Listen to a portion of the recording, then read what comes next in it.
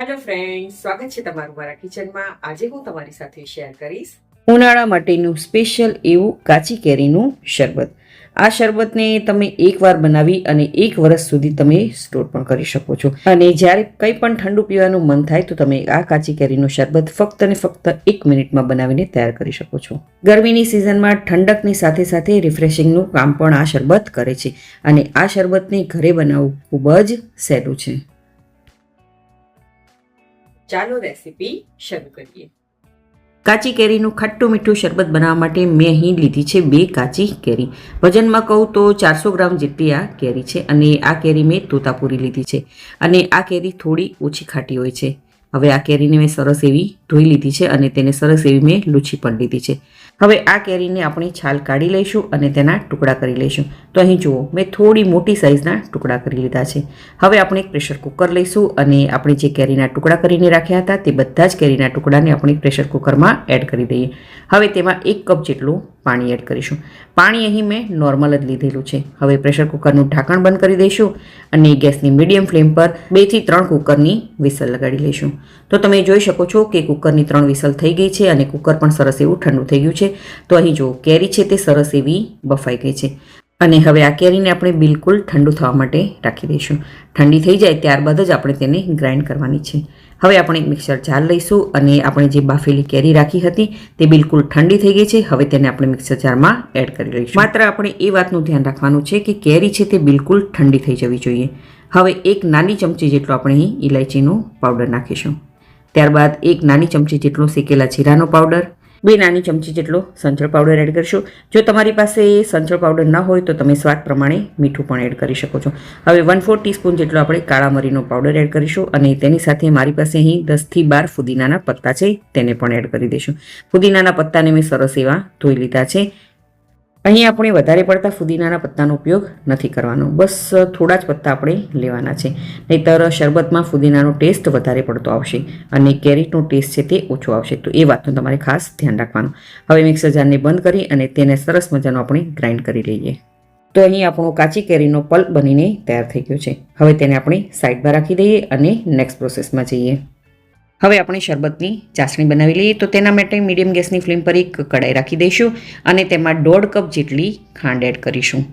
2 કેરીના પલ્પ પ્રમાણે આ 1.5 કપ જેટલી ખાંડનું માપ બરાબર છે. હવે તેમાં 1 કપ જેટલું પાણી એડ કરીશું. પાણી આપણે નોર્મલ જ લેવાનું છે અને ખાંડ સરસ એવી પાણીમાં આપણે મિક્સ કરી લઈએ. અને હા, અહીં ચાસણી આપણે 1 તાર કે 2 તાર વાળી નથી બનાવવાની, બસ હલકી એવી ચીપચીપી, એટલે કે મધ જેવું જેમ આપણે હાથમાં લઈએ અને ચીપચીપું લાગે એટલી જ આપણે ચાસણીને તૈયાર કરવાની છે.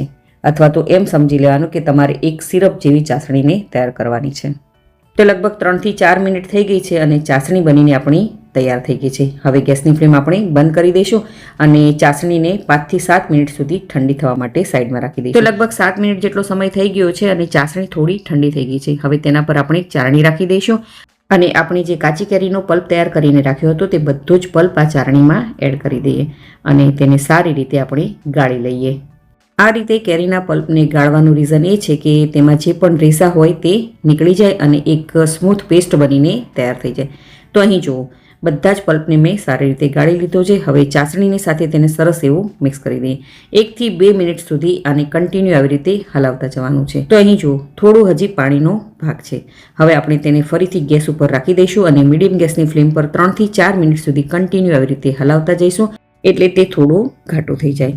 હવે કમ્પ્લીટલી શરબતનું આ સિરપ બનીને તૈયાર થઈ ગયું છે. તે કેવી રીતે આપણને ખબર પડશે?